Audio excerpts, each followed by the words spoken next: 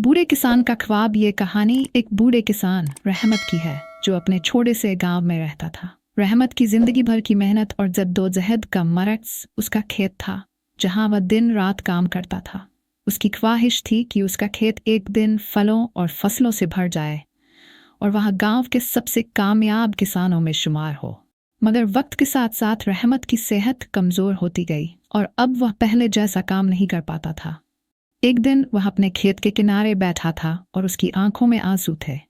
उसे ख्याल आया कि वह अब मजीद काम करने के काबिल नहीं रहा और उसका ख्वाब कभी पूरा नहीं हो सकेगा। इसी दौरान उसे गांव के कुछ नौजवान किसान उसके पास आए और उसे परेशान देखा। नौजवान किसानों ने रहमत से पूछा, बाबा, आप इतने उदास क्यों हैं?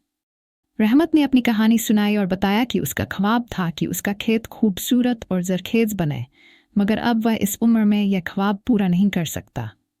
नौजवान किसानों ने रहमत की बात सुनी और उसे हौसला दिया।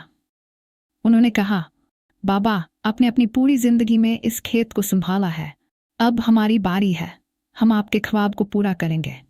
रहमत को यह सुनकर थोड़ी तसल्ली मिली, मगर वह अब भी शक में था कि आया ये नौजवान उसका ख्वाब पूरा कर पाएंगे या नहीं। अगले दिन से नौजवान किसानों ने खेत में काम करना शुरू कर दिया। वह सुबह से शाम तक मेहनत करते, खेत को संवारते और नए पौधे लगाते। कुछ ही महीनों में रहमत का खेत फिर से सरसब्ज और शादाब हो गया। रहमत की आंखों में खुशी के आंसू थे, क्योंकि उसका ख्वाब आखिरकार पूरा हो चुका था।